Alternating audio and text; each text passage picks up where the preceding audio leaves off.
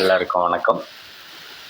நம்ம உடம்பு வந்து ஃப்ளெக்சிபிள் ஆக்கணும்னா நம்ம யோகா கண்டிப்பாக செஞ்சாகணும்.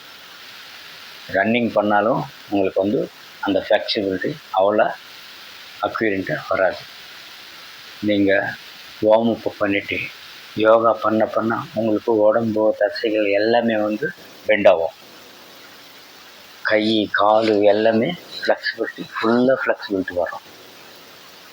இடுப்பு, கழுத்து, ஸ்பைனல் கார்டு எல்லாமே வந்து உங்களுக்கு ஃப்ளெக்சிபிள் ஆகிறது வந்து இந்த யோகானால தான். எல்லாமே ரிசர்ச் பண்ணி பார்த்துட்டாங்க. இந்த யோகா பண்ணுறதுனால உங்களுக்கு வந்து எல்லா உடம்பு வந்து எலும்போடு பெண்ட் ஆகிறதுக்கு நல்லா பாசிபிலிட்டி இருக்குது.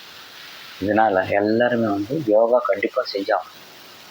யோகா, மெடிடேஷன் இதெல்லாம் செஞ்சால் வார்ம் அப் பண்ணிவிட்டு நீங்கள் வந்து உடம்பை வந்து ஃப்ளெக்சிபிள் ஆகிறதுக்காக யோகா பண்ணணும்.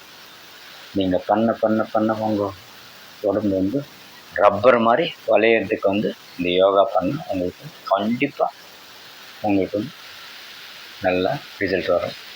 அதனால் வந்து எல்லாருமே ஸ்கூல் பசங்கள்லேருந்து பெரியவங்க வரை, சின்னவங்கலேருந்து பெரியவங்க வரை எல்லாருமே யோகா கண்டிப்பாக பண்ணலாம். நீங்கள் பண்ணால் உங்கள் உடம்பு வந்து அவ்வளோ ஃப்ளெக்சிபிளாக இருக்கும். அதனால் வந்து நீங்கள் யோகா பண்ணுவீங்கன்னு சொல்லி எல்லோரும் வேண்டுகோள் வைக்கிறேன். ஷேர் பண்ணுங்கள், லைக் பண்ணுங்கள், சப்ஸ்கிரைப் பண்ணுங்கள்.